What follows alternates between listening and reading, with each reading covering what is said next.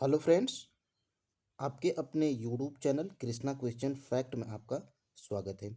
देखिए फ्रेंड्स, अगर आप भी बिहार शिक्षक भर्ती टीआरई 4.0 का जो है कि एग्ज़ाम देना चाहते हैं या फ्रेंड्स जो है कि प्रिपरेशन कर रहे हैं, तो फ्रेंड्स देखिए, टीआरई 1 हो या टीआरई 2 हो या टीआरई 3 हो, जो है कि बीपीएससी जो है कि चूंकि आपके टीआरई का जो है कि एग्ज़ाम करवाता है, तो फ्रेंड्स आपके टीआरई के एग्ज़ाम में बीपीएससी के पीवाईक्यू से बहुत सारे प्रश्न जो है कि देखने को मिले हैं। तो फ्रेंड्स देखिए, हम सब्जेक्ट वाइज जो है कि बीपीएससी के पीवाईक्यूज को करवाने वाले हैं, जिसमें कि फ्रेंड्स आज हम लोग ज्योग्राफी के प्रश्नों को देखेंगे, जो कि फ्रेंड्स बीपीएससी में पूछे गए प्रश्न हैं। ठीक है, तो चैनल पे नए हैं तो चैनल को सब्सक्राइब करिएगा और फ्रेंड्स बेल आइकन की घंटी को भी प्रेस कर लीजिएगा। ठीक है, यहाँ पर देखिए फ्रेंड्स, पहला प्रश्न हमारा क्या है। तो देखिए, पहला प्रश्न है, भारत की क्षेत्रीय सीमा तट से कितनी समुद्री मील किमी तक समुद्र की ओर फैली हुई है। ठीक है, तो देखिए इसका आंसर क्या है। तो इसका आंसर है फ्रेंड्स ऑप्शन नंबर सी हो जाएगा, 12 समुद्री मील, यानी कि फ्रेंड्स लगभग 21.9 किलोमीटर है। ठीक है, क्या है, तो भारत की क्षेत्रीय सीमा तट से समुद्री मील तक समुद्र की ओर फैली हुई है। देखिए, ये 68वीं बीपीएससी प्री 2000 जो है कि 23 में यह प्रश्न पूछा गया है। तो फ्रेंड्स देखिए, सारे प्रश्न जो है कि इम्पोर्टेंट है आपके टीआरई के एग्ज़ाम के लिए। देखिए फ्रेंड्स, आप पीआरटी के स्टूडेंट हैं या जूनियर के स्टूडेंट हैं या टीजीटी या पीजीटी के स्टूडेंट हैं, तो सभी के लिए जो है कि ये प्रश्न बहुत ही काम आएंगे। ठीक है, अब देखिए फ्रेंड्स, आगे हम लोग बढ़ते हैं और देखते हैं दूसरे प्रश्न को। तो देखिए फ्रेंड्स, निम्नलिखित में से किस राज्य से कर्क रेखा नहीं गुजरती है। ठीक है, तो यहाँ पे आप नहीं को ध्यान दीजिएगा। तो देखिए, उड़ीसा से जो है कि आपकी जो है कि कर्क रेखा नहीं गुजरती है। ऑप्शन नंबर बी जो है कि आपका राइट आंसर है। देखिए फ्रेंड्स, बीपीएससी बीएओ का जो है कि एग्ज़ाम लेती है, यह अभी हाल ही में मार्च 2024 में ही यह प्रश्न पूछा गया है। ठीक है, अब देखते हैं फ्रेंड्स, तो यहाँ पर देखिए, कर्क रेखा भारत की जो है कि 8 राज्यों से गुजरती है। गुजरात, राजस्थान, मध्य प्रदेश, छत्तीसगढ़, झारखंड, पश्चिम बंगाल, त्रिपुरा तथा मिजोरम से गुजरती है। तो फ्रेंड्स इसको आप नोट कर सकते हैं और आगे हम लोग यहाँ पे बढ़ते हैं। यहाँ पर देखिए 3 नंबर का जो है कि प्रश्न है और देखिए 69वीं बीपीएससी प्री 2023 में यह प्रश्न पूछा गया है, किस पठार पर कर्क रेखा तथा भारतीय मानक समय रेखा एक दूसरे को काटती है। ठीक है, तो देखिए ऑप्शन नंबर जो है कि सी आपका जो है कि राइट आंसर हो जाएगा। बघेल जो है कि खंड में जो है कि एक दूसरे को काटती है। कौन कौन, तो कर्क रेखा तथा भारतीय मानक समय रेखा। ठीक है, देखिए ये 69वीं बीपीएससी प्री 2023 में यह प्रश्न पूछा गया है। अब फ्रेंड्स बात करेंगे इस प्रश्न के डिटेल की। तो यहाँ पर देखिए 4 नंबर का प्रश्न क्या है, गंगा के मैदान को डॉट डॉट के रूप में वर्णित किया गया है। ठीक है, तो देखिए इसका ऑप्शन नंबर जो है कि सी राइट आंसर हो जाएगा, जियोसिन क्लाइन। ठीक है, तो ऑप्शन नंबर जो है कि सी हो जाएगा। यह देखिए 67वीं बीपीएससी प्री 2022 में यह प्रश्न पूछा गया है। ठीक है, तो देखिए फ्रेंड्स, मैं ज़्यादा पुराना जो है कि पूछा हुआ प्रश्न अभी नहीं कराया हूँ। इसमें देखिए जो अभी 1 या 2 साल पहले के प्रश्न पूछे गए हैं ज्योग्राफी के, मैं उन प्रश्नों को करा रहा हूँ। ठीक है, तो देखिए ये आपके जो है कि एग्जाम की दृष्टि से बहुत ही महत्वपूर्ण प्रश्न होने वाले हैं। ठीक है, देखिए प्रश्न नंबर 5 हमारा क्या कह रहा है, हिमालय पर्वत की निम्नलिखित चोटियों में से कौन सी भारत में नहीं है। तो देखिए फ्रेंड्स, धौलावीरा जो है कि भारत में नहीं है। ठीक है, और देखिए ये बीपीएससी बीएओ मार्च 2024 में यह प्रश्न पूछा गया है। ठीक है, तो देखिए सभी प्रश्न आपके इम्पोर्टेंट हैं। यहाँ पर आप देख सकते हैं, धौलागिरी पर्वत शिखर जो है कि नेपाल में है। ठीक है, नेपाल में स्थित है। और नंगा पर्वत जास्कर श्रेणी में भारत के पाकिस्तान अधिकृत क्षेत्र में स्थित है, जबकि कामेत शिखर उत्तराखंड के गढ़वाल क्षेत्र में स्थित है। ये आपके जो है कि प्रश्न का डिटेल है, इसको आप देख सकते हैं। ठीक है, अब देखिए फ्रेंड्स, आगे हम लोग बढ़ते हैं।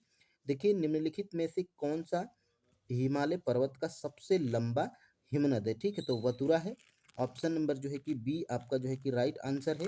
देखिए बीपीएससी बीएओ मार्च 2024 में यह प्रश्न पूछा गया है। ठीक है, तो देखिए बीपीएससी और भी एग्जाम लेती है, जैसे सीडीपीओ का एग्जाम लेती है, बीएओ का एग्जाम लेती है, बीपीएससी जो अपना मेन एग्जाम लेती है पीसीएस लेवल का, उस उनके पीवाईक्यूज, और फ्रेंड्स आपके टीआरई 1, टीआरई 2 और टीआरई 3 के भी पीवाईक्यूज को करना आपके लिए बहुत ही जरूरी है। ठीक है, अब देखते हैं फ्रेंड्स आगे।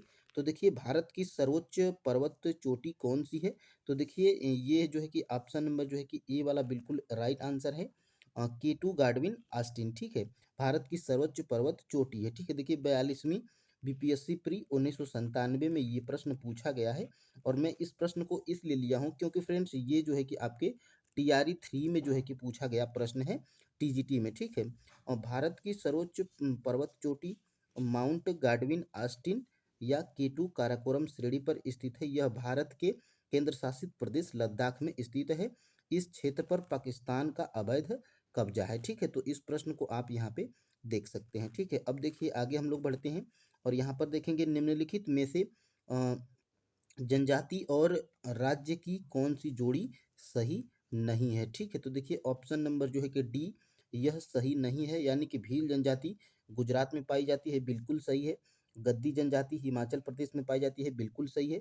और फ्रेंड्स देखिए कोटा तमिलनाडु में जो कोटा जनजाति है वो पाई जाती है तमिलनाडु में, ये भी बिल्कुल सही है। लेकिन फ्रेंड्स टोडा जनजाति केरल में नहीं पाई जाती है। तो ठीक है, यहाँ पर देखिए ऑप्शन नंबर जो है कि डी बिल्कुल राइट आंसर है।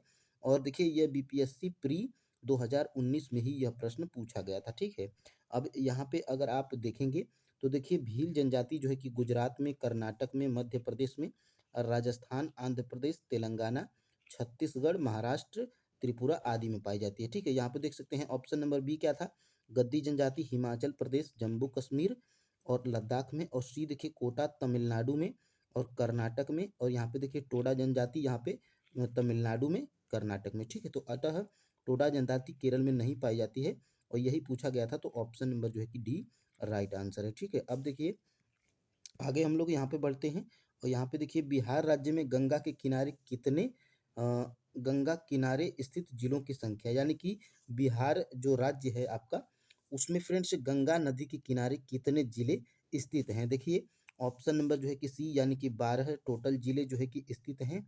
बिहार के 12 जिले गंगा नदी के किनारे स्थित हैं। ऑप्शन नंबर जो है कि सी बिल्कुल राइट आंसर है। यहाँ पर देखिए बीपीएससी प्री 2019 में यह प्रश्न पूछा गया है। ठीक है, अब यहाँ पे आप देख पा रहे होंगे उन 12 जिलों का नाम क्या है, तो सारण है, बक्सर है, भोजपुर, पटना, वैशाली, समस्तीपुर, बेगूसराय, लखीसराय, मुंगेर, खगड़िया और भागलपुर व कटिहार शामिल है। ठीक है, तो यहाँ पे ये प्रश्न भी आप देख सकते हैं। अब यहाँ पे आप देखिए कोसी मैदान की मध्य समुद्र तल से औसत ऊंचाई। देखिए इस प्रश्न को मैं इसलिए करवा रहा हूँ क्योंकि अभी हाल ही में 69वें बीपीएससी प्री 2023 में यह प्रश्न पूछा गया था। ठीक है, तो देखिए बीपीएससी में जो प्रश्न पूछे गए हैं बहुत ही बारीक प्रश्न हैं।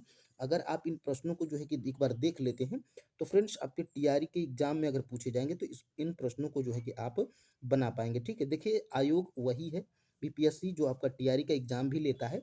तो फ्रेंड्स देखिए बिल्कुल जो है कि वो प्रश्न उन्हीं आधार पे बनाएगा। ठीक है, यहाँ पे देखिए 10 नंबर का प्रश्न है, कोसी मैदान की मध्य समुद्र तल से औसत ऊंचाई कितनी है? तो ऑप्शन नंबर सी, यहाँ पे देखिए 30 मीटर है। ठीक है, यहाँ पे आप देख सकते हैं कोसी मैदान बेसिन की मध्य समुद्र तल से औसत ऊंचाई लगभग 30 से 40 मीटर के बीच है। भारत में कोसी मैदान निचले गंगा मैदान का भाग है। इसका सामान्य ढाल पश्चिम, उत्तर पश्चिम, दक्षिण पूर्व है, अतः विकल्प सी सही उत्तर है। ठीक है, यहाँ पर आप देख पा रहे होंगे निम्नलिखित में से कहाँ अक्टूबर और नवंबर के महीने में भारी वर्षा होती है, यानी कि वो स्थान पूछा जा रहा है जहाँ पर अक्टूबर और नवंबर के महीने में भारी वर्षा होती है। देखिए ये तो आपके जो है कि बीपीएससी स्कूल टीचर 11th 12 में देखिए 15/12/2023 को जो एग्जाम हुआ था उसी में यह प्रश्न पूछा गया था। तो देखिए फ्रेंड्स यहाँ पर ऑप्शन नंबर जो है कि बी बिल्कुल राइट आंसर हो जाएगा, कोरोमंडल, यानी कि फ्रेंड्स कोरोमंडल के तट पर अक्टूबर और नवंबर के महीने में भारी वर्षा होती है। ठीक है, अब यहाँ पे इस प्रश्न की अगर डिटेल की बात करेंगे तो यहाँ पर देखिए 12 नंबर का जो प्रश्न है, यहाँ पर देखिए 12 नंबर का प्रश्न, निम्नलिखित में से कौन से राष्ट्रीय उद्यान वन्य जीव अभ्यारण्य बिहार में है? ठीक है, मोस्ट इम्पोर्टेंट प्रश्न है फ्रेंड्स, आपके जो है कि बीपीएससी में अभी हाल ही में पूछा गया है। देखिए 69वीं बीपीएससी प्री 2023 में ही यह प्रश्न पूछा गया है। ठीक है, तो फ्रेंड्स इस प्रश्न को यहाँ पे आप देख पाएंगे। यहाँ पे प्रश्न क्या पूछा गया है कि कौन से राष्ट्रीय उद्यान वन्य जीव अभ्यारण्य बिहार में है? ठीक है, तो देखिए वाल्मीकि राष्ट्रीय उद्यान बिहार में है। और फ्रेंड्स यहाँ पे देखिए भीम बांध वन्य जीव अभ्यारण्य, यह भी बिहार में है। ठीक है, यानी कि 1 और 4 जो है कि आपका राइट आंसर है ऑप्शन नंबर बी। और फ्रेंड्स बात करेंगे दुधवा, तो दुधवा देखिए आपके उत्तर प्रदेश में है। ठीक है, उत्तर प्रदेश में है। और गजनेर वन्य जीव अभ्यारण्य कहाँ पर है? तो ये राजस्थान में है। ठीक है, तो इसको आप याद रखेंगे, राजस्थान में है, इसको आप याद रखेंगे। ठीक है, तो देखिए 1 और 4 यानी कि वाल्मीकि और भीम बांध, यह क्या है? तो बिहार में है। ठीक है, तो ऑप्शन नंबर बी आपका राइट आंसर हो जाएगा। और फ्रेंड्स बढ़ेंगे आगे और देखेंगे सारण सिंचाई नहर निकलती है, यानी कि जो सारण सिंचाई नहर है वो कहाँ से निकलती है? तो देखिए गंडक नदी से निकलती है। यह प्रश्न आपके 44वीं बीपीएससी प्री 2000 में पूछा गया प्रश्न है। ठीक है, अब यहाँ पे इस प्रश्न की डिटेल की बात करेंगे तो देखिए गंडक परियोजना के अंतर्गत गंडक नदी पर त्रिवेणी घाट के पास एक 740 मीटर लंबा बैराज बनाया गया है, जिससे कुछ नहरें निकाली गई हैं, जिनमें से एक सरल सिंचाई नहर भी है। ठीक है, तो यहाँ पे इस प्रश्न को आप देख पा रहे होंगे। अब देखिए फलों एवं सब्जियों की खेती कहलाती है। देखिए ये बीपीएससी स्कूल टीचर 11th 12 में यह प्रश्न पूछा गया है। इस प्रश्न को आप देख पा रहे होंगे, फलों एवं सब्जियों की खेती कहलाती है। ठीक है, तो बागवानी कहलाती है। ऑप्शन नंबर जो है कि सी बिल्कुल राइट आंसर हो जाएगा। और फ्रेंड्स बात करेंगे यहाँ पर दूसरे प्रश्न की, तो देखिए फ्रेंड्स निम्नलिखित में से कौन सी एक फलीदार फसल है? ठीक है, तो इनमें से देखिए ये देखिए BPSC school teacher 9 to 10th में यह प्रश्न पूछा गया है, जो अभी 2023 में हुआ था। तो निम्नलिखित में से कौन सी एक फलीदार फसल है? ठीक है, तो देखिए ऑप्शन नंबर ए यानी कि दलहन। दलहन क्या होती है? तो फलीदार फसलें होती हैं। यहाँ पे देख पा रहे होंगे दलहन की फसलें फलीदार होती हैं। दलहन के अंतर्गत प्रमुख रूप से चना, मटर, अरहर, मूंग, उड़द, मसूर, बाकला आदि फसलें आती हैं। दलहनी फसलें प्रोटीन की अच्छी स्रोत होती हैं। ठीक है, तो यहाँ पे ये प्रश्न आप देख पाए होंगे। अब देखिए फ्रेंड्स यहाँ पे 16 नंबर का प्रश्न क्या कह रहा है कि निम्नलिखित में से कौन सी जायद फसल है? ठीक है, तो देखिए इनमें से कौन सी जायद की फसल है? तो देखिए ऑप्शन नंबर सी, यह क्या है? तो जायद की फसल है। कौन? तरबूज। ठीक है, अब देखिए फ्रेंड्स यहाँ पे आपको जो है कि TRE 4 में या TRE 1 हो, TRE 2 हो, एक प्रश्न इससे जरूर मिलता है। देखिए स्कूल टीचर हेडमास्टर में पूछा गया प्रश्न है, 2023 में जो एग्जाम हुआ था। और यहाँ पे आप देख पा रहे होंगे, यह देखिए आपके जो है कि रबी की फसलें के अंतर्गत, इसको आप स्क्रीनशॉट ले सकते हैं। देखिए रबी की फसलों में क्या आता है? गेहूं, सरसों, जौ, मटर, चना आदि। देखिए खरीफ की फसल में चावल, यहाँ पे देखिए धान होता है, मक्का, ज्वार, बाजरा, मूंग, उड़द, तूर। ठीक है, और देखिए जायद में क्या है? तो तरबूज है, खरबूज है, खीरा है, ककड़ी है, ये आपके जायद की फसलें हैं। ठीक है, तो यहाँ पे इसको आप स्क्रीनशॉट ले सकते हैं। और यहाँ पे देखिए भारत में निम्नलिखित में से कौन सी नदी घाटी कोयले के भंडारों से समृद्ध है? देखिए ये 68वीं बीपीएससी प्री 2023 में ही यह प्रश्न पूछा गया है। ठीक है, तो देखिए इसको आप जो है कि इम्पोर्टेंट करेंगे, क्योंकि फ्रेंड्स यह प्रश्न बहुत ही चर्चित है। ठीक है, देखिए भारत में निम्नलिखित में से कौन सी नदी घाटी कोयले के भंडारों से समृद्ध है? ठीक है, तो देखिए ऑप्शन नंबर जो है कि डी बिल्कुल राइट आंसर हो जाएगा, क्योंकि फ्रेंड्स महानदी की घाटी, दामोदर नदी की घाटी और सोन नदी की घाटी, ये क्या है? तो भारत में घाटी कोयले के भंडारों के लिए समृद्ध है। अब इस प्रश्न की अगर डिटेल की बात करेंगे तो यहाँ पे ये प्रश्न आपको ज़्यादा समझ में आएगा।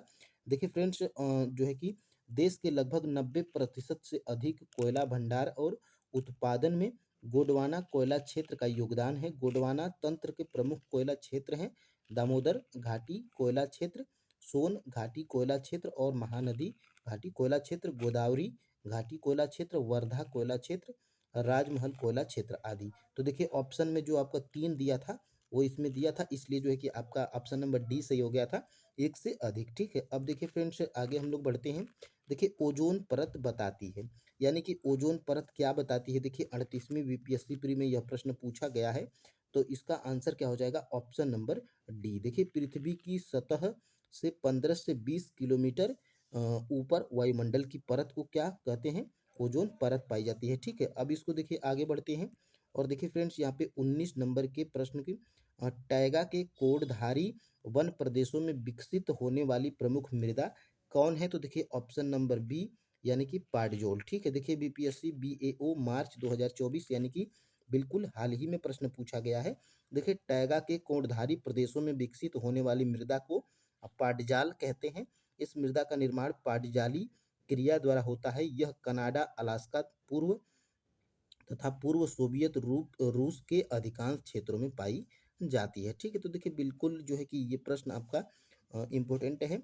और देखिए फ्रेंड्स आगे हम लोग बढ़ेंगे और यहाँ पे देखिए प्रश्न नंबर 20 क्या कह रहा है कि त्रिवेणी नहर का निर्माण निम्नलिखित में से किस नदी पर किया गया है? ठीक है, तो देखिए 69वीं बीपीएससी प्री 2023 में ही यह प्रश्न पूछा गया है, बिल्कुल अभी हाल ही में। ठीक है, तो देखिए जो है कि ऑप्शन नंबर जो है कि डी बिल्कुल राइट आंसर हो जाएगा।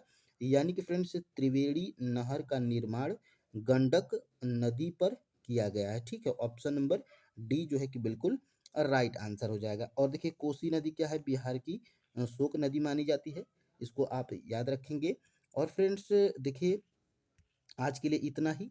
ठीक है, बहुत ही छोटी क्लास थी क्योंकि फ्रेंड्स आपको सूचना भी देना था कि हम जो है कि बीपीएससी के पीवाईक्यूज जो है कि सीरीज को स्टार्ट करने वाले हैं। ये पार्ट 1 मान लीजिए। ठीक है, देखिए geography, history, polity, math, reasoning यानी कि बीपीएससी के सभी पीवाईक्यूज को मैं कराने वाला हूँ।